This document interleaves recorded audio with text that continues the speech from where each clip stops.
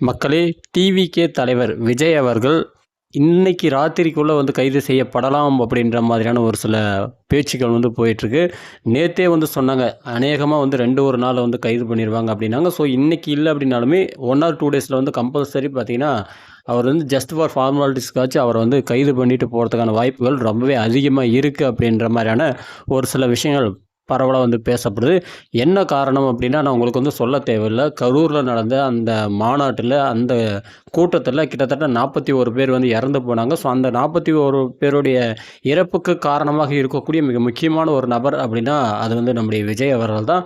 So இப்படி இருக்கும்போது அவர் கண்டிப்பாக கைது செய்யப்படுவார் அப்படின்னு சொல்லிட்டு பல பேர் சொல்லிட்டு இருந்த இந்த ஒரு நேரத்தில் இப்போ அந்த ஒரு விஷயம் சொல்லப்படுது.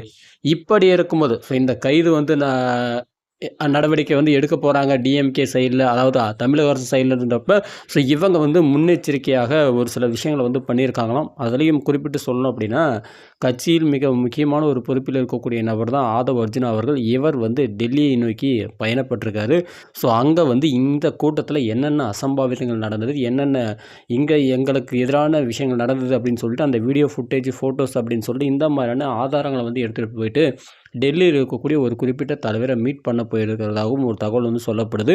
ஸோ இதுவரைக்கும் அவங்க யாரை எதிர்த்து பேசிகிட்டு இருக்காங்க அப்படின்னா, டிஎம்கேவையும் அதே மாதிரி பிஜேபியும் தான் லெஃப்ட் அண்ட் ரைட் வெளுத்து வெளுத்து வாங்கிட்டு இருந்தாங்க. ஸோ இப்படி இருக்கும்போது இந்த 41 பேர் மரணத்தால் இப்போ பெரிய அளவில் ஒரு அடி வாங்கியிருக்கிறது யார் அப்படின்னா, அது நம்முடைய விஜய் அவர்கள் தான். ஸோ இந்த ஒரு இடம் அப்படின்னு பார்க்கும்போது நல்லா லம்பாக பார்த்தீங்கன்னா நம்ம விஜய் மாட்டிக்கினார். ஸோ இந்த இடத்துலேருந்து தப்பிக்கணும் அப்படின்னா அவருக்கு என்ன சொல்கிறது, ஒரு சப்போர்ட் தேவை. ஸோ அந்த சப்போர்ட் அப்படின்னு பார்க்கும்போது எதிர்க்கட்சிகள் எல்லாமே பெரும்பாலான கட்சிகள் சப்போர்ட் பண்ணக்கூடிய அந்த விஷயத்தை நம்மளால் பார்க்கும்போது, அதே மாதிரி டிஎம்கேவுடைய அந்த வலையில் விழாமல், அதாவது கைது அப்படின்ற ஒரு விஷயத்துக்குள்ளே போகாமல் தப்பிச்சு வெளியில் வரணும், நம்ம கொஞ்சம் ஃப்ரீயாக பழைய மாதிரி ஆகணும் அப்படின்னா அது யாரால் சாத்தியமாகும் அப்படின்னா, என்னையை கேட்ட அப்படின்னா ஸோ அவருடைய கணிப்பும் இதுவாக தான் இருக்கும்.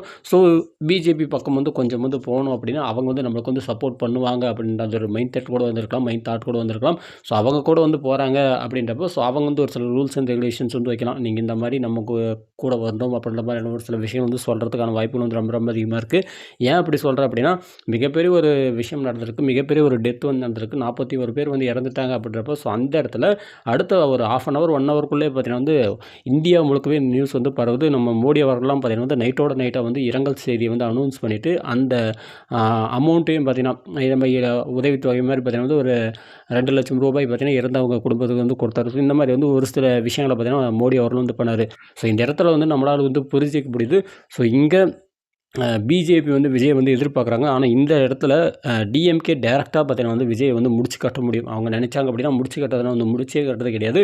ஸோ இந்த வழக்குகள் மூலியமாக அவரை முடக்க முடியும். பட் இந்த இடத்துல அவருக்கு ஒரு பேக் போனாக இப்போதைக்கு இருக்கக்கூடிய ஒரு நபராக இருக்கிறது யார் அப்படின்னா பிஜேபி அப்படின்ற மாதிரியான ஒரு சில விஷயம் சொல்லப்படுது.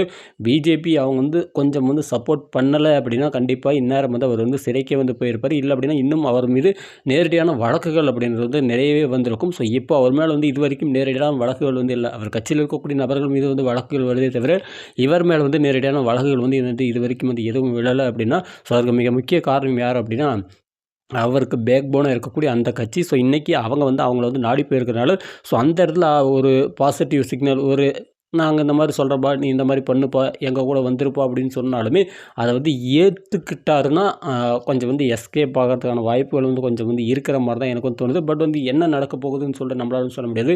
அரசியல் ஒரு சாக்கடை, பொடா நாயேன்னு சொல்லுவாங்க, நாளைக்கு இவன் தான் என் உயிர் நண்பன் அப்படின்னு சொல்லுவாங்க. ஸோ அந்த மாதிரி தான் பார்த்தீங்கன்னா அரசியலில் எல்லாமே நாளுக்கு நாள் மாறிட்டு போகும். ஸோ இன்றைக்கி நல்லா இருக்கிறவங்க நாளைக்கு நல்லா இருப்பாங்கன்னு சொல்ல முடியாது.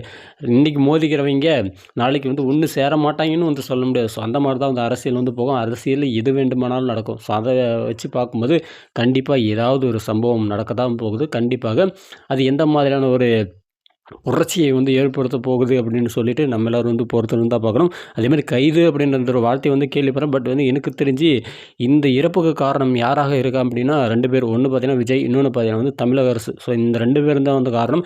விஜய் அவர்கள் அவர் தரப்புலேருந்து பார்த்தீங்கன்னா அவர் சரியான ஒரு அனுமதியை ப்ராப்பராக வாங்கினார்.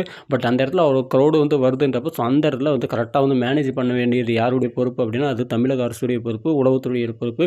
ஸோ அவங்களுக்கு இந்த அளவுக்கு க்ரௌடு உள்ளே வருது, இந்த அளவுக்கு ஓவர் க்ரௌடாக எக்ஸாஜரேட் ஆகுது அப்படின்றப்போ ஸோ அந்த இடத்துல அது எல்லாத்தையும் கண்ட்ரோல் பண்ண வேண்டிய அந்த ஃபுல் என்ன சொல்ல அந்த முழு உரிமையும் அந்த இடத்துல முடிவெடுக்கக்கூடிய அந்த எல்லா வித உரிமையும் உள்ள ஒரே ஒரு ஆள் யார் அப்படின்னா, அது வந்து தமிழக அரசு தான். இந்த மாரி வந்து லேட் டைமா வராரா? லேட் டைமா வந்துட்டு கிடையாது. இன்னொரு நாளைக்கு பார்த்துக்கலாம் அப்படின்னு சொல்லிட்டு அவர வந்து வார்னிங் பண்ணியிருக்கலாம். இல்ல அப்படின்னா, இவ்வளோ தான் வந்து உள்ள போகணும். கூட்டம் வந்து அளவுக்கு மீறி வந்து போயிடுச்சு. இதுக்கு மேல உள்ள போனா வந்து அது வந்து பெரிய பிரச்சனையாயிரும். ஸோ தேவையில்ல அப்படின்னு சொல்லிட்டு அவங்க வந்து போலீஸ் வச்சு வந்து கண்ட்ரோல் பண்ணியிருக்கலாம். அதேமாரி போலீஸ பார்த்தீங்கன்னா, நெறைய பேர் வந்து குடுத்துருக்கலாம். பாதுகாப்புக்கு 500 போலீஸ் குடுக்குறாங்க. ஸோ கிட்டத்தட்ட வந்து ஒரு 2000 போலீஸ் வந்த க்ரவுடுக்கு ஒரு 2000 போலீஸ் இருந்தா தான் வந்து கரெக்ட்டா இருந்திருக்கும் அப்படின்னாங்க. ஸோ இந்த மாரி ஒரு சில விஷயங்கள் பார்த்தீங்கன்னா, தமிழக அரசு சார்புலயும் பார்த்தீங்கன்னா வந்து ஒத்துழைப்பு சரியா குடுக்கப்படல அப்படின்ற மாரியான விஷயங்கள் வந்து சொல்லப்படுது.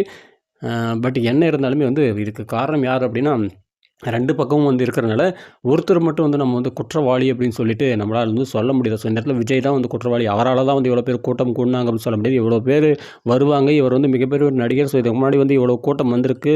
மிகப்பெரிய உளவுத்துறையெல்லாம் வந்து வச்சிருக்கீங்க அப்படின்றப்ப, ஸோ இந்த இடத்துல எல்லாமே வந்து உங்களுக்கு வந்து தெரிஞ்சிருக்கும். ஓரளவுக்காச்சும் வந்து கணிப்பில் வந்து கணிச்சிருப்பீங்க. ஸோ இப்படி இருக்கும்போது இவர் குற்றவாளி அப்படின்னு சொல்லிட்டு இவர் மேல வந்து அந்த பழிய போடுறது வந்து முறையாக இருக்காது அப்படின்றது தான் என்னுடைய கருத்தா வந்திருக்கு. அதேமாரி வந்து பல பேருடைய கருத்தாவும் இதுவா தான் வந்திருக்கு. அவர கைது செய்றதுன்றதுலாம் பார்த்தீங்கன்னா, ஒரு முறைமையான ஒரு விஷயமா வந்து கிடையாது. ஏன் அப்படின்னா, இந்த இடத்துல வந்து அரசு மேலே வந்து தவறு இருக்கிறதுன்றத அவங்களும் வந்து புரிஞ்சுக்கிட்டு தான் ஆகணும்.